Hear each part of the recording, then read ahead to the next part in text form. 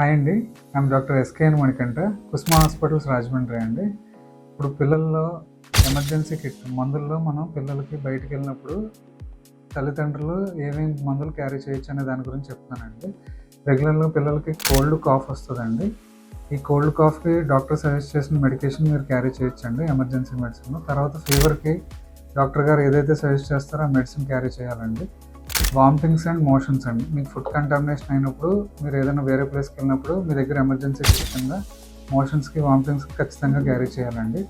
ఇవన్నీ కాకుండా ఇనీషియల్గా కోల్డ్ వచ్చినప్పుడు మాత్రం నాజల్ డ్రాప్స్ ముందు వాడి ఫాలోడ్ బై మీకు సజెస్ట్ చేసిన కోల్డ్ కాఫ్ మెడిసిన్స్ వాడుకోండి. ఇవన్నీ కాకుండా ఎమర్జెన్సీ కిట్లో మీకు ప్రీవియస్గా మీ బిడ్డకి ఎప్పుడన్నా జ్వరం మీద ఫిట్స్ వచ్చినాయంటే మాత్రం డాక్టర్ సజెస్ట్ చేసిన ఆ ఫిట్స్ మందు ఒకటి స్ప్రే కానీ మీరు ఎప్పుడు బెడ్ కూడా క్యారీ చేసుకోవాలండి. ఎవరితో అయితే ట్రావెల్ చేస్తున్నారో వాళ్ళతో పాటు ఈ ఎమర్జెన్సీ కిట్ అనేది మ్యాండేటరీగా క్యారీ చేయండి. అండ్ బెడ్తో ఎప్పుడు రీహైడ్రేట్ చేసుకుంటూ ఉండాలండి. రెగ్యులర్గా పిల్లలు నీరసపడ్డారండి అని చెప్తారు. సో ఎలక్ట్రాల్ ఓఆర్ఎస్ కూడా ఎమర్జెన్సీ కిట్లో పెట్టుకుని ఎప్పుడన్నా మీకు నీరసంగా ఉన్నప్పుడు అది కలుపుకుని ఇచ్చుకోవచ్చండి. సో తల్లిదండ్రులు ఎప్పుడు ఎమర్జెన్సీ కిట్ దగ్గర పెట్టుకుని మీ డాక్టర్ సజెస్ట్ చేసిన డోసేజ్లో మాత్రమే ఇవ్వాలండి. మీరు ఫీవర్ ఖచ్చితంగా పిల్లలకి చూడాలంటే మాత్రం ఎమర్జెన్సీ కిట్లో థర్మోమీటర్ ఖచ్చితంగా క్యారీ చేయాలండి.